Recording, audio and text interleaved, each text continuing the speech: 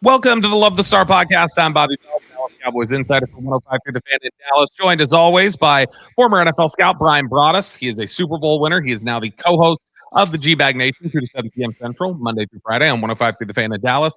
He's also the pre- and post-game co-host on the Dallas Cowboys radio network, and he is the godfather of the draft show over at DallasCowboys.com and the godfather of amateur scouts everywhere. Brian Broaddus, how are you? And what's the number of? What are you up to now on players? How deep have you gotten so far? 25. And yeah, I normally start December 1st when Dak became injured and was done for the year. I felt like I owed it to myself and to people that follow the draft show and follow us on our shows on 105.3 The Fan that possibly there was going to be a very significant draft pick where Dallas was going to be positioned. So I felt like, listen, you got to start learning these guys because even Derek Eagleton, who we work with there with DallasCowboys.com, was asking me about when do you think draft shows need to start? And I was saying, well, listen, you've got a group of people out there that still believe the season is salvageable. And, and then you got a group of people that want to talk about the draft. So you got to kind of walk that tightrope. And, but I've been doing a lot more draft work. I still look at my teams. I still look at the Commanders. I'll look at the Giants for Thanksgiving and all that stuff. But I think where Dallas is going to need an overhaul in a lot of areas. And so I just feel like that, the earlier I can get started on it, that to me that's positive talk. When I'm able to talk about a draft, I'm talking about players. I'm just trying to give an idea. I think we all are. I mean, and I can't thank you enough. Matter of fact, I gave you a shout out today on our show. Oh, thank you. For, you do a tremendous job of, providing us the tools that we need to be able to do this stuff, supplement a lot of the things that we do. And I really, really appreciate that part of what you do because it helps me get a better understanding of the players and stuff. But yeah, it's just that time. It's, we get after Thanksgiving. It's unfortunate the way the Cowboys season is gone. But the draft is something that you can, maybe it gives people a little bit more hope that, okay, things aren't going to be great. It's going to be a poor season, going to have a high draft position. What players are there potentially that Dallas could grab? And so I just felt obligated to go ahead and start on that. No, I think that's good, and I think that's fair. And I think a lot of people are to that point. I'm curious for you. We've had a couple different drafts recently where it's like, oh, they're really top heavy, and then it kind of thins out after that. And then there's other drafts that we've seen where it's like, man, maybe not a lot of first rounders, but pretty deep. A lot of second rounders, a lot of third rounders, stuff like that. From early, obviously, you haven't gotten deep enough to know second or third rounders. Any sense so far if you feel like this is a top heavy draft? You think you're going to have a decent amount of first round grades this year? How's it looking? Yeah, when I look at, just by position, you look at, depending on where you have a Travis Hunter, the wide receiver from Colorado, I think that, McMillan, the wide receiver from Arizona, is going to be right in the mix. Yep. I also look at Luther Burden, the wide receiver from Missouri, as a guy. I mean, those are three of the wide receivers that I've seen so far I really, really like. Looking at the offensive tackle group, not the names that we've seen last year.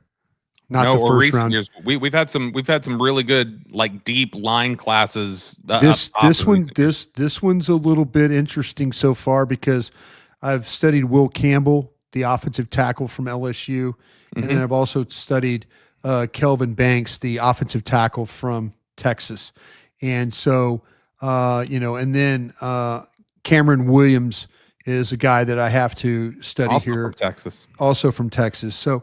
Yeah, it's probably doesn't have the depth so far of those positions. Defensive tackle seems like it's got some depth to it. The edge class, be interested to see what people really, really think about James Pierce, the very talented edge from Tennessee. Yep. There's Abdul Carter from Penn State. that a lot of people. I love him. Matter of fact, I think he's a hell of a football player. And so you've got some guys, but it looks pretty deep right now, Bobby, with quality defensive tackles, 1 techniques and 3 techniques. Yeah, and I'll promise you this, and this will be the last draft comment before we get into this Washington team. I will promise anybody at home listening, and I told Sean and RJ this on the fan this week, I guarantee you one thing about the draft is that we will not get to pick 15 like last year before we see a defensive player taken. This right now looks like a draft that, for me at least, early on is looking like the defensive players are more near the top of the board than offense. It's going to lean a little more defensive at the top of the board, I think, for me. Yeah, I think so too. Depending on where the quarterbacks fit in, I need to take a look at these quarterbacks. I wanted to make sure that I looked at some other, and I was just, more film is coming in as we speak, and that's kind of helpful to be able to watch that. But I was really encouraged by the defensive players. I really will. I think that, depending on where you put Travis Hunter, if you play him at corner, wide receiver, me personally, I have him at wide receiver. That doesn't mean I wouldn't use him as a corner, but man, there's some quality players in this thing, and I can say I was very, very encouraged by the defensive tackle group, and hopefully that will only get stronger as we get through this process.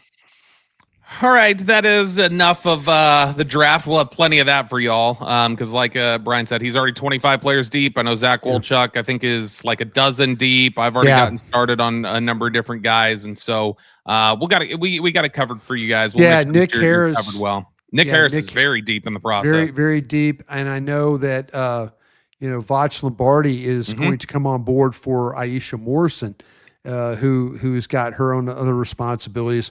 We'll be on some other platforms and stuff. You'll probably see Aisha doing stuff, but Vach Lombardi he's probably 30 guys deep already himself.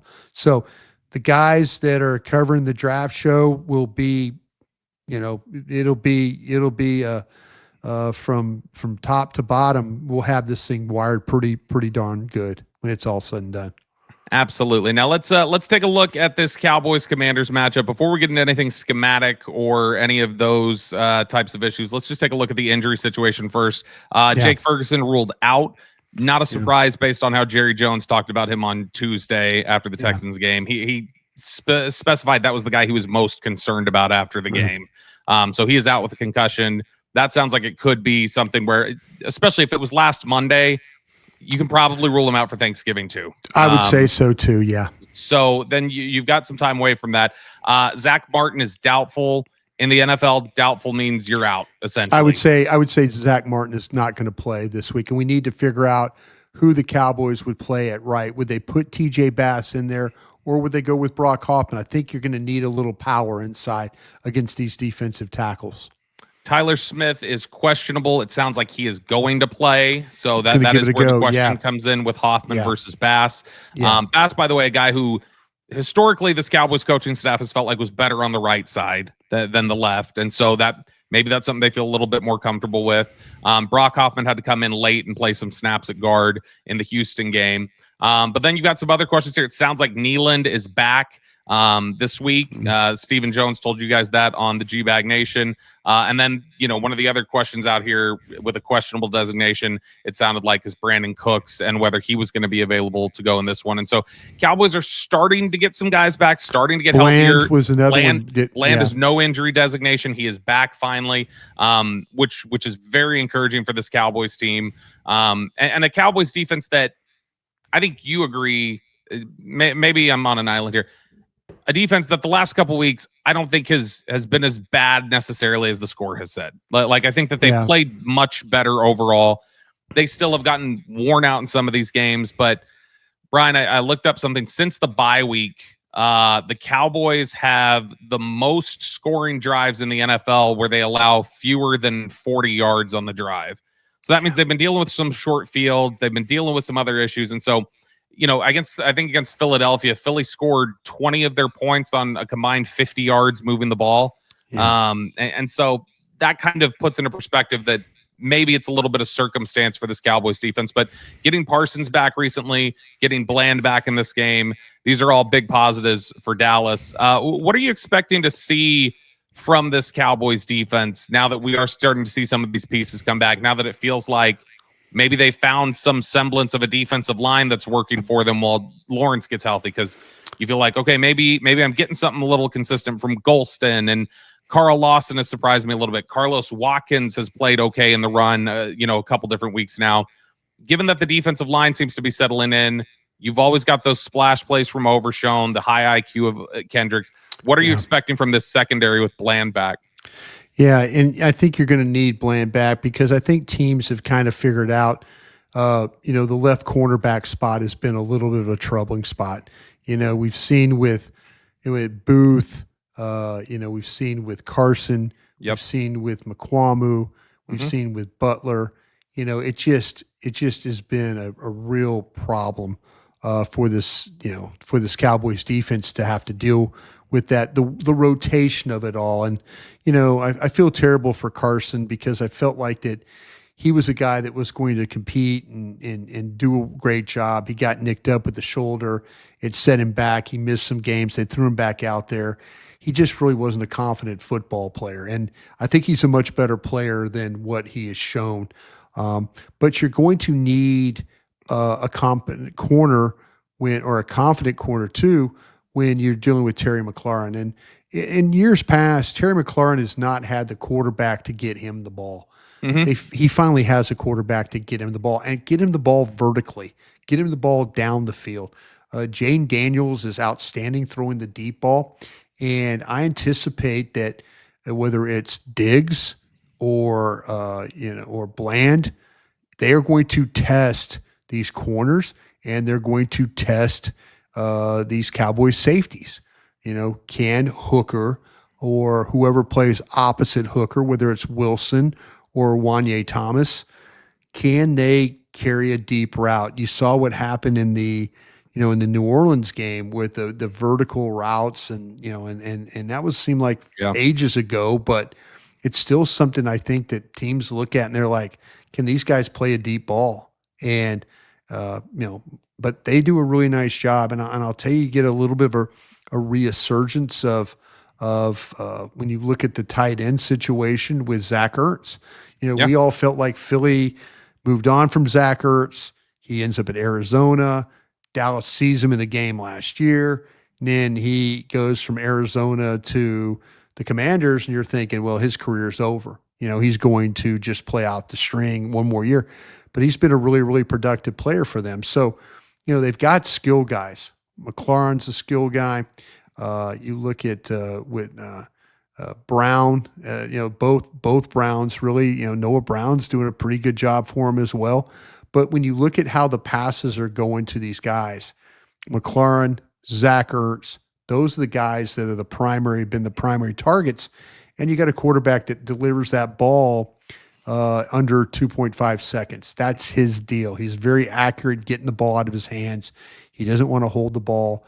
And he hasn't been running as much as he did the first 5 weeks of the season. No, he is not. And that's, I think, due to injury. Well, he's had some time to heal up a little bit. We saw some games where they were wrapping him in heating pads and stuff like that, trying to kind of keep him together a little bit, keep him loose. But this is what always worries me. The more you play, you start to get a little bit healthier, you feel a little bit more confident. He likes to run off that left side of the defense. He's going to take that ball and he's going to run right side of the offense, left side of the defense, and he's going to look for an escape route. And he will quickly run and he will get what he gets and he'll get down, or he'll get what he gets and he'll get out of bounds. And so that's where Dallas, I think it needs to be. Dallas has kind of shown a problem when you look at a guy when they played like Jalen Hurts. What happens? Overshown on the blitz. Overshown misses the tackle in space, and now it's a 23-yard run.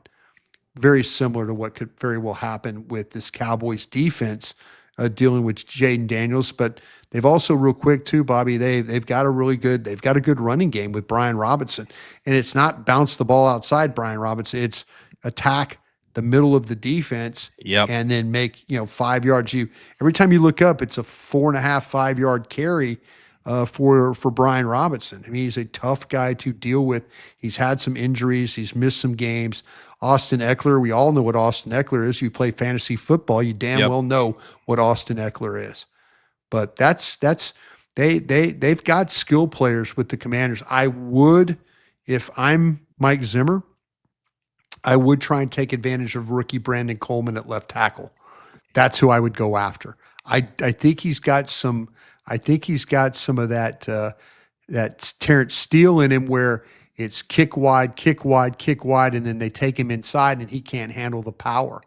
Yeah, because he's trying so much to get people upfield. Coleman that's exactly right. He's trying to kind of keep people wide, and so to me, it's Micah on the outside, and maybe Micah on the inside, or just power rush him, Brandon Coleman to the inside, and see if you can attack, Jaden Daniels in the pocket. They've had some problems with, some pressures. They've had some problems with guys like Austin Eckler has missed some blitz pickups. Sure. They've given up some sacks. When I watched every sack they had, a lot of it was with Coleman and his struggles coming down inside. He just not powerful enough right now to step inside and keep anybody. And I think Micah Parsons could do some serious damage to these guys rushing that way.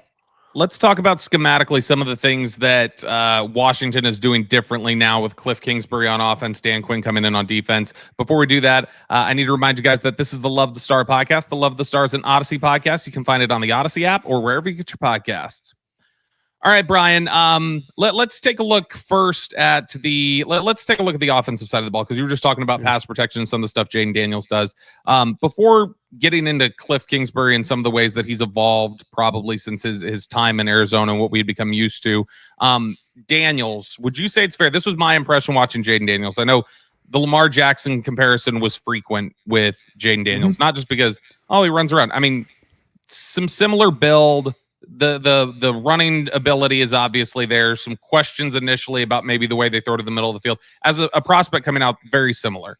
The difference I see when I watch Jaden Daniels play versus Lamar Jackson is, and this is probably a function of just being a younger player, it feels like to me that Jaden Daniels uses his legs to escape, that he's gonna run. Lamar Jackson uses his legs to extend plays, to threaten, to create easier throwing windows. Whereas what you see with Daniels is when he's decided he's running, he's running. And Lamar Jackson will kind of fake you out and do some different things. So is that something where the key for Dallas might be, hey, look, when you see him start to use his legs, you may need to cheat a little bit and just kind of sell out and pursue, because he's probably not looking to extend a play. Yeah, this is, all his touchdown passes are from the pocket. He has not thrown one touchdown outside the pocket, or outside the tackle box. Not one. So, and I mentioned this, and I was curious because when you watch him, I was watching his runs. It's always going, the escape runs are always to the right. That's where he wants to go. It's like he drops back and he reads it and then he goes, and so I think you have to be very, very mindful of that. If you're a defender, that if things get hairy for him inside, and say you're an edge player, say you're Micah on the left edge, or your Lawrence, or your Golston, you have to be very mindful that if you go inside, there's a possibility that number 5 is going to end up outside of you. There's a possibility of that. So you have to make sure the Eagles, the Steelers, they do a really good job of keeping him in that pocket area, and not allowing him to escape. Escape that through that side. So whoever's playing the left end for the Cowboys on a drop back pass, don't be so quick to go inside. Don't be so quick to go inside. Keep a little bit of some width, but also squeeze that thing. And don't give him the opportunity, because Dallas, if they get really wide and there's those gaps, he'll run. I don't care if he's hurt or not. He will run, but he's going to run just to escape. He's not running on, I don't think, designed quarterback runs. I think the runs he has are ones to get out of trouble and buy a second chance or another down or a fresh set of downs for their offense. Let's talk about schematically what Washington likes to do on offense with Cliff Kingsbury. I think looking at things, there's still aspects of it that look very much like air raid Cliff Kingsbury in a lot of ways, especially they run the ball game. better. They run it better. They run the ball better, and they run the ball differently. So I was trying to, when I was watching them run the ball this week, I was trying to look at it and I was going like, who does this? This feels familiar to me. It's not the San Francisco look. It's not the Rams look, but it feels familiar. And after, kind of looking around and checking out some other tape of some different teams around the league that I was trying to nail it dawned on me. It's Green Bay. So it is a Matt LaFleur type of running style. At least I should be clear. Green Bay, Matt LaFleur, they like to run a lot of jet sweeps, a lot of orbit motion and fakes and get your eyes moving a lot of different directions.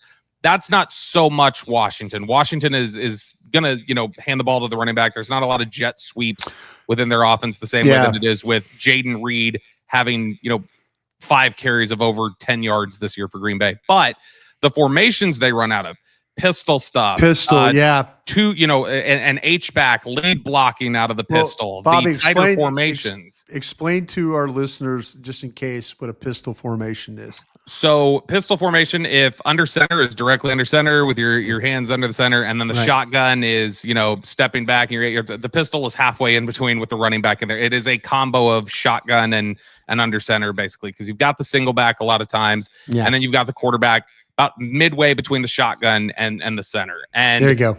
A lot of times that is a single look. It's a quarterback and a running back. That's one of the things that Green Bay has done. They'll usually have somebody just directly to the side of their quarterback in the pistol, and it's an H-back or a tight end of some sort who's lead blocking or maybe running some different things. Washington will give you some of those looks too. That's something that Kingsbury has run, and while the run designs are a little different, the formations they run out of are very similar, and the runs that are similar from Green Bay are Washington will run a lot of counter tray out of pistol. So they'll kind of get blockers going this way, and then you've got the running back, flowing the other direction and get the defense moving. And so it's clear that Cliff Kingsbury went back and studied a lot of different things on the running game and wanted to apply things differently. And he's got a couple runners who are very effective at it. Yeah. Is it Johnny Lynn who's the coach, used to be with the Chargers? Is it he was the head coach with the Chargers? Did I get that right? It's Lynn. Johnny Lynn might be another.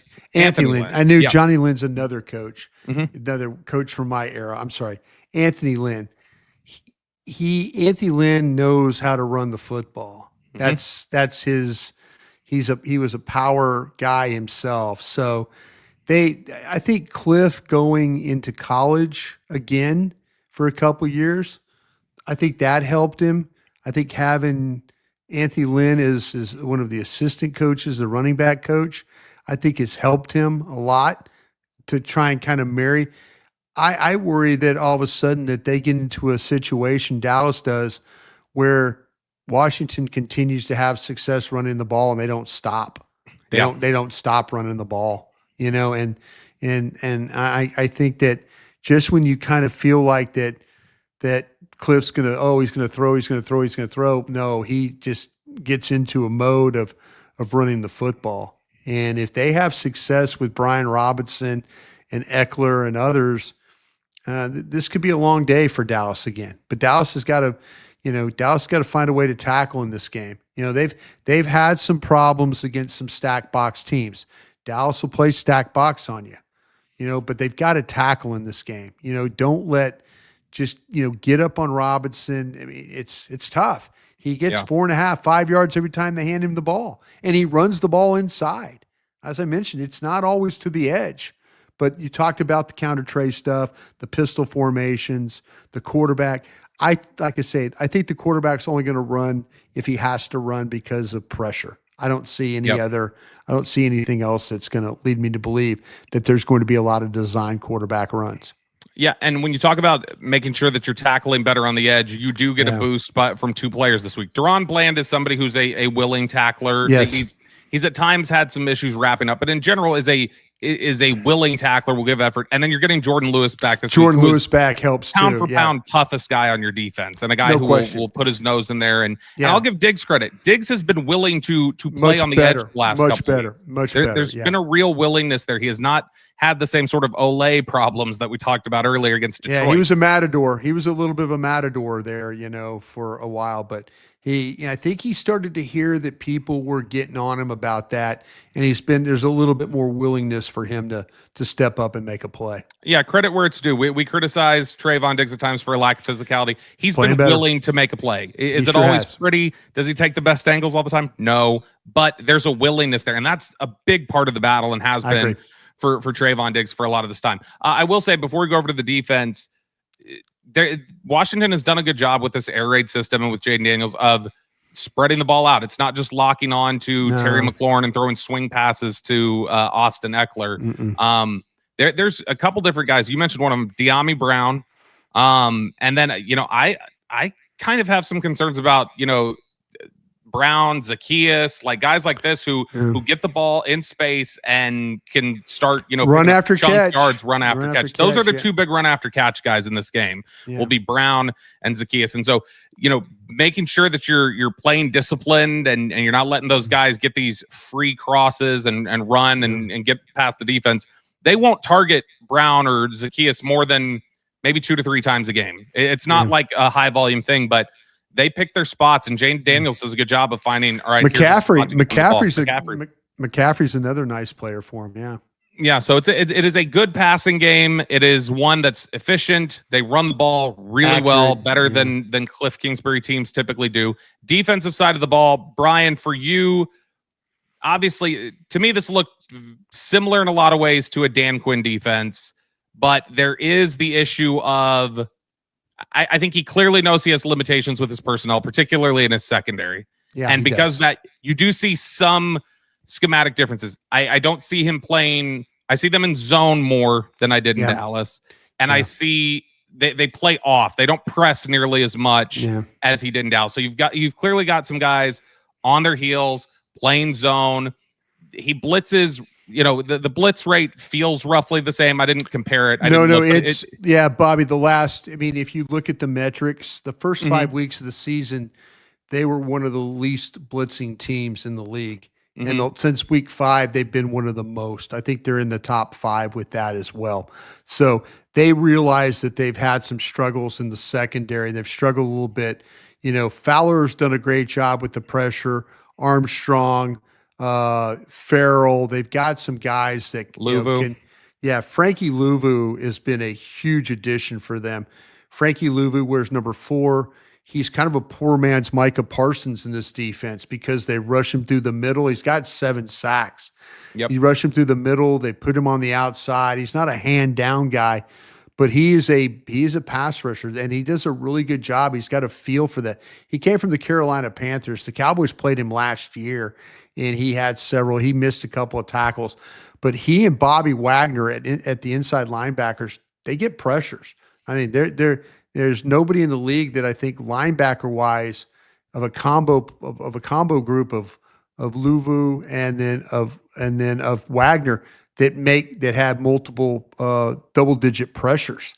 Both these guys do. So you're going to see some type of blitzing. They're going to have to do it because if you look at the ratings on the outside, Benjamin St. Juice is a guy that Dallas has faced before. He's been there since 2021. A lot of struggles. You look at Mike Sinsteril. He's a rookie. He's having to play, because they've had some problems with Emmanuel Forbes. Forbes, who was a first-round pick in 2023, was drafted by the previous regime. Rarely do you see him play. It's very, Igbenogany. Did I say Igbenogany? Right? Igbenogany. I mean, he's their nickel. And we all kind of remember when he was with Dallas. I will say this: I don't think Igbenogany's been particularly great. Igbenogany has played better than I was expecting when I turned on the tape. But he was a healthy scratch almost every. Remember, he was a guy that was playing special teams, and then he was a healthy scratch. They just automatically did not play him. But, Jeremy Chin, who's a safety, Quan Martin, who they got drafted in the second round. I mean, these guys in the secondary teams have had some success. Quarterbacks' ratings are actually pretty good at throwing the ball against these guys. So that's why they go out and trade for Lattimore, because they really don't have somebody that can shut things down. And, their pass rush has been pretty good. For a while there early in the season, they were scoring a ton of points. And their defense was not having to make a lot of plays. But you're going to have to be very mindful of Fowler, and you're going to have to be very mindful of Armstrong, and you're especially going to have to be very mindful of there's no Jonathan Allen in the middle, and that's a break for a lot of teams. He tore his pec muscle in the Baltimore game, so he's out. But Deron Payne and Newton, the rookie from Illinois, have been the starters inside, and they're going to push the pocket, and they're going to try and squeeze you on the outside with Fowler and then with Armstrong. I will say this. We know Dan Quinn does like to play a lot more man than typical in the NFL these days. He's had to play more zone in Washington, obviously, just because I don't think he trusts his corners and man. I agree. The few times you've got your tip of the week, I know you're always given on G-Bag. Here's my tip of the week, or a tell you might be able to look for if you're Cooper Rush. If Dante Fowler is not out there rushing, that is the time they seem most frequently not to trust their guys to be in man. Yeah. Like if they're in man coverage, it's usually Dante Fowler's on the field. They're expecting they might be able to get some juice off the edge with him. If he's off the field, they're almost always in zone that I saw. Yeah. And he's still a situational pass rusher in a lot of ways, or a part-time player. He's playing about half the snaps. Yeah. Playing a lot more than he played at Dallas, but yeah, and effectively. And really playing really well. Yeah, playing like he was when he was at Florida. Yeah, no, I mean, way back in the day. He's a guy who's always been a big Dan Quinn believer. When he got here to Dallas, he said, "I'm going to follow Dan Quinn wherever he goes for the rest of my career. This is the guy that I trust." Yeah. So that makes sense in a lot of ways that Fowler would be having success just from that point of view. We talk about the blitzes. One of the things that you're noticing, or at least I noticed a little bit, and I don't know if I ever recall Dallas running these. I'm seeing Dan Quinn is calling some of the creeper blitzes. Yeah. So the creeper blitzes it's 4 rushers like normal, but one of the standard 4 down linemen drops, and you send an extra defender there. Quinn would drop defenders sometimes off the defensive line, but usually he was bringing a lot of pressure, or they were sim pressures. You're showing a certain front and you're backing out. This is a late rusher who's coming either from the secondary, and a defensive end is dropping. So he's trying to do some different things to generate pressure in a way that he didn't typically do in Dallas. So I think you can see it's still very much a Dan Quinn defense, but there are tweaks here where he recognizes I got some limitations with my personnel and what I'm able to do. Yep. Now, Brian, if as we look at this game, we pick it real quick. If Dallas is going to want to win this game, what does it have to look like? I think for me, it seems like we repeat it every week. You're going to need to run the football. Washington will give up some stuff on the ground. And for the tweaks that Dan Quinn has done, this is not a team that has run out there with a lot of loaded boxes or 8 defenders.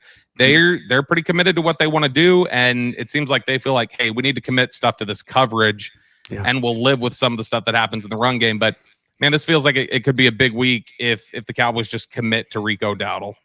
Yeah, I kind of felt like if they committed to playing a offense with Trey Lance, with the read option stuff or the RPO stuff or him running design runs. Yeah, I kind of felt like you would put pressure on them, maybe hold up some of their pass rush.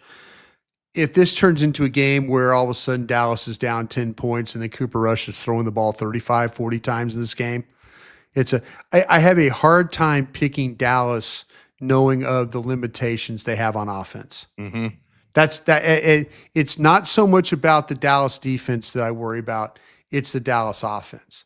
Yeah. I think Dallas offense puts Dallas defense in a lot of bad spots, whether it's 3 and outs, turnovers, things like that. I just don't feel confident that Cooper Rush can score enough points. And I think that puts the defense in a bad spot. Might be able to make a drive, might have a drive, but then something happens. Something stalls. Got to kick a field goal, miss a pass, miss a read, have a drop. Maybe Cooks will help this thing a little more. I think they got to be committed to trying to run the football, though. I really, really Yeah. do. I think it's, especially with no Zach Martin in this game, they've got to, they're going to have to, whether that's TJ Bass or Hoffman, they've got to try and find a way to just not turn this thing into throwing the ball like we saw last week, 50 something times. That's not going to win. When Dak Prescott went down, I felt like and Dak wasn't playing great. I'm going to be honest, as we all have been.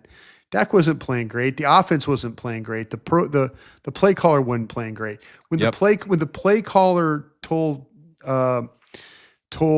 it wasn't you guys, was it, that he didn't want to change the they asked him about it might have been in a press conference. I don't think it was you guys asking, but he was asked about if he would consider changing the play caller. Yeah, that he would give Brian. Mm-hmm. It was press conference this week. And when he was adamantly saying no, then I just said, okay, fine.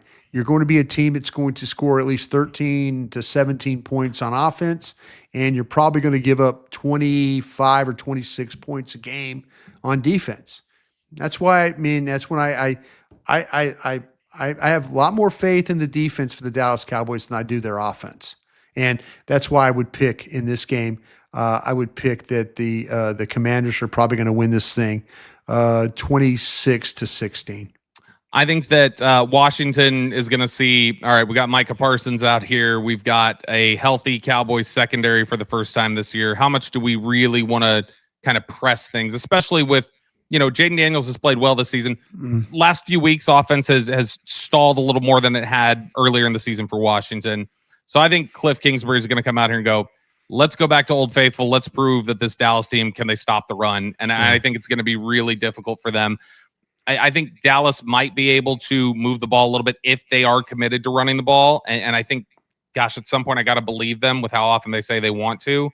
But ultimately, that's the play caller's fault. Yes, it is 100%. When he talks about running the football and the lack of, he is going to talk about, but he is the one that's calling the plays. Yep. So I don't want to hear that anymore. 100% on him. And so I do think this is going to be a blowout again.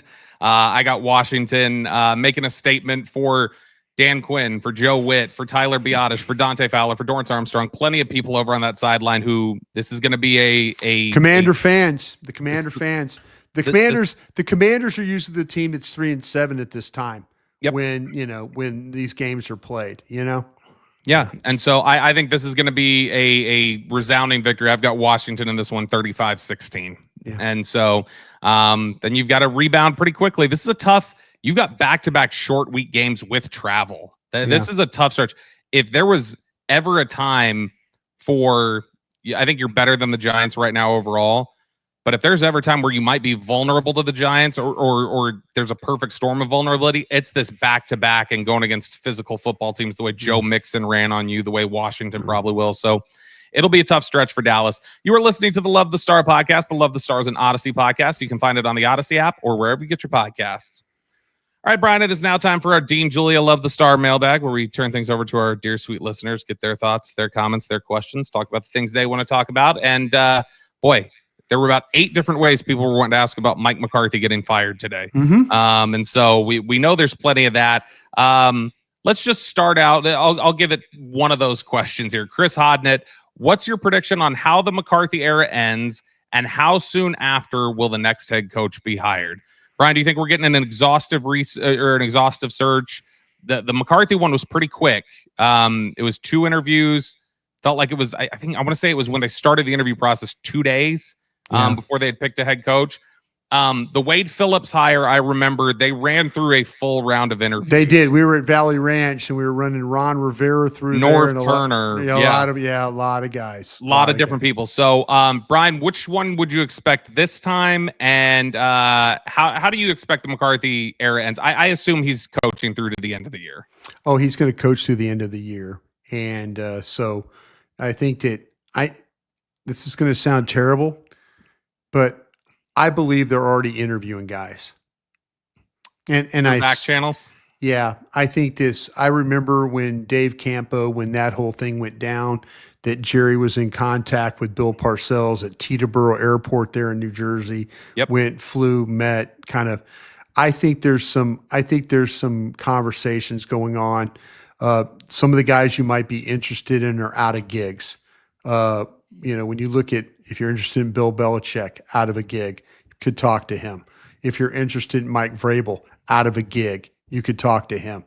So I feel like that there's probably, Jerry even talked about it today, of how, he, actually it was a couple days ago, where he was talking about that, that don't, was it yesterday or today, where he talking about that, I take a lot of opinions and stuff. When I worked with That was Jerry, today. Yeah. yeah, when I worked with Jerry, God, I lose track of these things. Or Thursday. Yeah. Yeah, when Jerry was talking about that, he was, I take a lot of opinions. Yeah, I remember that. That's something, we were always worried about the last guy that got to Jerry, whoever the last person was. You always worried about that person because Jerry was going to, probably get influenced. But, I think he's getting an idea of guys. If he wants to interview Ben Johnson, that's going to have to be likely, the Lions could very well be the number 1 seed. They could get the bye. You could probably interview Ben Johnson between the on what, wild card weekend, right? Yep. Or, Yep. you could get Ben Johnson for them. So depending on what coaches you want to talk to, like I say, the guys that he might really be interested in. And I'm going to ask you, can I ask you this question real quick? Hit me. If you were going to interview an older coach of these two, who would you like to interview and maybe potentially get as a coach? Bill Belichick or Nick Saban? Man, probably Belichick, just because Saban seemed worn out. Like, Saban seemed like he was tired, and I think he got tired of. I think he was tired of the NIL stuff. I think he was really tired of having, even though he was at Alabama, he had to hustle money, at Alabama, and Sure. I think he was tired of that. But I was just asking in a way of which of the old guy coaches, because I would talk to both of them, to be honest with you. Yeah, I would take from just a culture and what they want to do, like how they would run the football team. I think I prefer Saban in this era. I'll tell you the guy I would interview, and he's a name not good that doesn't get thrown around, and he's been retired. The guy I might interview is Gary Kubiak, because I think Kubiak is a generally underrated coach who a lot of his concepts that he helped develop are flourishing at the NFL level right now. Sure. So those are guys I would imagine. Flores probably gets an interview. Sure. Vrabel, Belichick. Belichick, Vrabel, as we mentioned, probably guys that Jerry is talking to right now. Yep. Hey, listen, we're going to go through this interviewing process. Get a staff together. Give me some names. Who's your OC? Who's your DC? Who's your line coach? Who are you thinking about running back coach? Give me these lists. If I'm interviewing guys, and I want to know who their staff is going to be, because I'm going to vet their staff. I'm going to figure out. I am not interested in hiring buddies. I'm not interested in that anymore. I'm interested in hiring people that are smarter than the head coach. That's what I'm interested in. Yeah, I think I think that's a good way to approach it. And I think I'd be very surprised if they hire somebody without head coaching experience. I think that's, again, going to be the direction they go. They could always surprise me. They could interview some assistants out there that they're really high on. I still say, and Jerry didn't shoot it down necessarily, I still say Jason Witten is a sneaky name to consider. I think Jason. I think he's going to talk. I think he's going to talk to Deion Sanders. I think he's going to talk to Jason Witten. I totally agree with Jason Witten. I totally agree. Maybe you get Jason Witten as if you got a Belichick, would you try and get Jason Witten as the assistant head coach? Sure. A future guy. Look, if you want to talk about, Mike McCarthy never adjusted to what it meant to be the Dallas Cowboys. Honestly, I think that's one of his biggest downfalls. there's a lot of questions about Jason Witten, what he would be as a head coach. There's very few people out there who understand what being a Dallas Cowboy means and what comes with it than Jason Witten. Right. All right, next question here in our Dean Julia Love the Star mailbag. T-Mac wants to know, with the state of the line, do you think center is a sneaky need and you just move BB back to guard? Man, I mean, you've used BB for, you got what going on now, 12 games of experience. No, keep riding that thing. I think he's improving. I think he's improving too. I'm not going to make him go back. I know he was a guard in college and played other positions, but I think you're getting something out of him as a center. I think the development's there. Keep going. Don't move him back to another position when he's played 17 games at center. Don't do that. Just keep loading the wagon with him. I wouldn't move him to guard. I would think about, I'm thinking about, these college players, something, looking at if Kelvin Banks at Texas, kind of see him as a guard. Yeah. I think a lot of people do. And so to me, I would just draft somebody like that and plug him in is what I would do. Next question here from, I know you like these typically, Brian. So let's go with the next question from Matt. If you could pick one duo of impending free agents to bring back, which one are you going to pick? Okay, so this is where we got the multiple choice for you, Brian. Yeah. Cooks and Osa, Jordan Lewis and Chauncey Golston, Rico Dowdle and Eric Kendricks, DeMarcus Lawrence and Israel Mukwamu. Give me the Lewis one. I agree. Lewis and Golston. Lewis has shown he's still got something left in the tank. I think Golston has done a serviceable job for you as well. Golston has been one of your more consistent players this entire year. I feel like has. It's not flashy, it's not splashy, but it's very. There's not a lot of busts there with Chauncey Golston. And then let's throw in last one here. Xavier wants to know, if we're rebuilding, if rebuilding is the area that the Cowboys are in, who's untouchable in the rebuild? I think Vach Lombardi did a story or did a podcast. He did a podcast. I think he got to 8 guys. So when you start to talk about the untouchables, you got to talk about untouchable and unmovable. Dak is unmovable. You unmovable. It'd be very hard to move on. But you got to think of all those guys that are getting paid, right? Those guys are kind of your untouchable guys, right? If you're in a real rebuild, the untouchables should be Dak, Lamb, and again, that's mainly just because of contract situation. I think he's trying to get at, would you move Parsons? Is what I would move. Honestly, if I was going to really tear it down to the studs, I'm moving Diggs, I'm moving Parsons, and I'm moving Tyler Smith. Because if I'm just talking about tearing it down, I mean, Tyler Smith's going to be due a contract relatively soon, and I've got to get young, cheap players in here. It's not anything to do with Tyler Smith as a player. He's a great player. Yeah.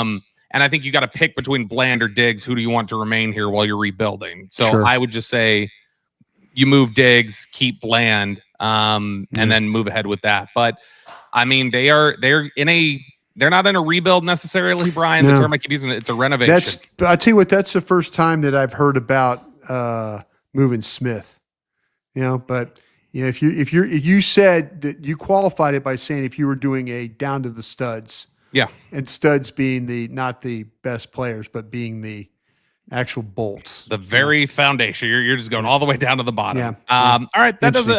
Who would you have on that list? Would it be Parsons and one of the corners for you? Yeah, I think that Parsons would definitely be one of the guys that I think that you could probably get the most for him. I don't know if the Cowboys would do that, but I think he's not. They might see him as an untouchable. I don't think they should. I think if somebody offers you something significantly, you should sure look at that. That does it for us here today on the Love the Star podcast. Thank you so much for joining us. Brian has 30 more draft players he's got to cram in tonight, so he's got to run to just dive into the film.